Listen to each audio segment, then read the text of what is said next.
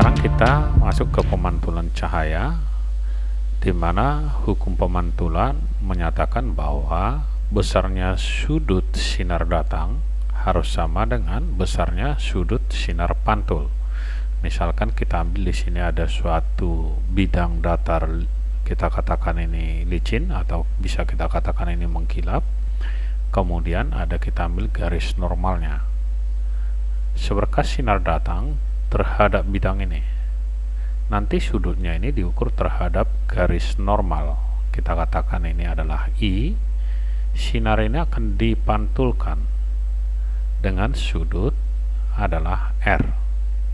Hukum pemantulannya bahwa I harus sama dengan R. Jadi kita tulis di sini I sama dengan R. Besarnya sudut ini harus sama dengan R.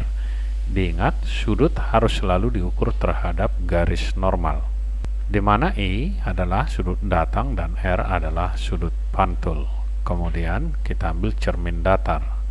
Di sini kita ambilkan suatu cermin datar. Ini dia cerminnya. Kemudian kita letakkan di depan cermin sebuah benda yang tingginya adalah H dan jaraknya adalah S terhadap cermin. Seberkas sinar datang ke cermin ini, dia lurus, maka dia akan dipantulkan lurus juga seperti ini, karena besar sudut datang harus sama dengan sudut pantul. Maka perpanjangan sinar ini ke belakang bisa kita buatkan kira-kira seperti ini. Kemudian sinar ini datang nanti ke sudut bawah ini, akan dipantulkan dengan sudut yang sama. Perpanjangan sudut sinar pantul ke belakang, yang ini kita buat kira-kira gambarnya, maka pertemuan dua garis atau perpotongan dua garis akan menghasilkan bayangan sebesar HA sen dan jaraknya adalah SA sen. Jadi yang ini adalah jarak bayangan dan tinggi bayangan. Untuk cermin datar, S sama dengan SA sen dan H sama dengan HA sen, di mana sifat bayangannya yaitu dia bersifat maya, kemudian dia tegak dan berada di belakang cermin, dan bisa juga kita katakan sama besar. Berikutnya kita lihat pembentukan bayangan pada cermin yang mengapit sudut tertentu. Jadi kalau kita ambil di sini ada dua buah cermin dengan mengapit sudut, kita katakan ini alfa. Seberkas sinar nanti datang pada cermin ini sehingga dia akan dipantulkan kira-kira seperti ini dan terpantul lagi, kemudian nanti dia terpantul. Setiap sinar yang mengenai cermin ini nanti akan membentuk bayangan. Maka jumlah bayangan yang dihasilkan dapat dirumuskan N sama dengan 360 dibagi alfa dikurang 1. Untuk lebih jelasnya bisa kita lihat ke soal nomor 1.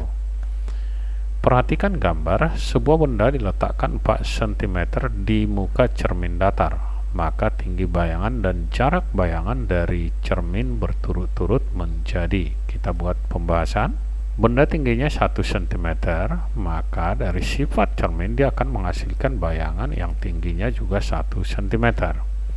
Kemudian jaraknya ini adalah 4 cm, maka jarak bayangan juga sama dengan 4 cm.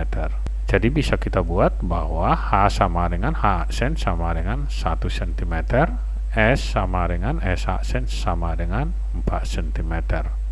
Berarti jawabannya kalau kita lihat dari sini adalah yang A ini. Selanjutnya kita lihat soal nomor 2. Dikatakan dalam soal, dua cermin datar disusun membentuk sudut sehingga berbentuk sejumlah bayangan seperti ditunjukkan pada gambar berikut. Jika sudut cermin tersebut diperkecil 15 derajat, jumlah bayangan yang terbentuk menjadi. Jadi jika sudutnya ini nanti diperkecil, jumlah bayangan yang dihasilkan adalah berapa?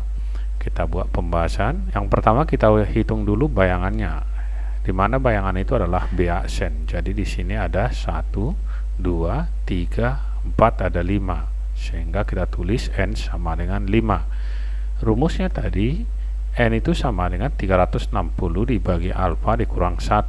Kita masukkan N-nya 5 sama dengan 360 per alfa dikurang 1. Kita pindahkan ini ke sebelah kiri, maka 5 ditambah 1 sama dengan 360 per alfa. 5 tambah 1 6 sama dengan 360 dibagi alfa. Jadi alfa itu sama dengan 360 dibagi 6 sama dengan 60. Sudutnya itu 60 dan bayangan dihasilkan 5. Katanya sudut cermin tersebut diperkecil 15. Jadi alfa 2 sama dengan 60 dikurang 15 sama dengan 45 derajat. Jumlah bayangannya berarti tinggal kita hitung. N2 sama dengan 360 dibagi alfa 2 dikurang 1. Kita masukkan alfa 2 nya, hasilnya itu sama dengan 360 per 45 dikurang 1. 360 dibagi 45 8 dikurang 1 sama dengan 7 buah. Jawabnya adalah yang B. Berikutnya kita lihat soal nomor 3. Dikatakan di soal, perhatikan gambar berikut ini. Dua buah cermin disusun dengan membentuk sudut 100 derajat, kira-kira seperti ini. Seberkas sinar jatuh pada cermin A yang ini dengan sudut datang 60 derajat.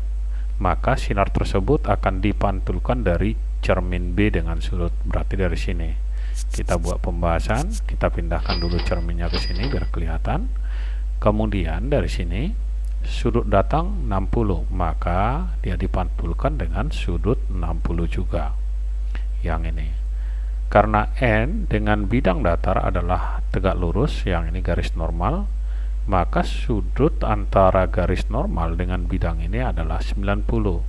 Di titik ini sudah 60, maka sisanya sudut yang ini adalah 90 dikurang 60 sama dengan 30 derajat.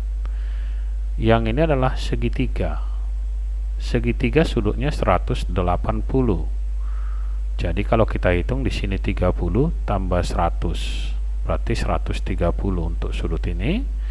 180 dikurang jumlah sudut ini, hasilnya adalah 50 derajat. Ini 50. Sedangkan sudut yang ada di sini kita katakan ini garis normal terhadap bidang ini 90. Di titik ini 50 derajat.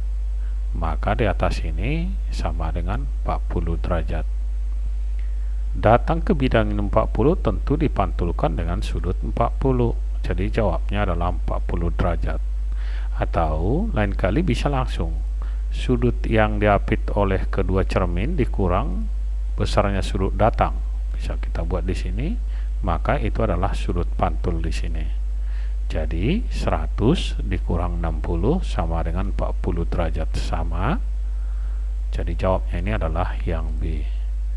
Oke, sekian dan terima kasih. Sampai jumpa kembali di pertemuan yang lainnya.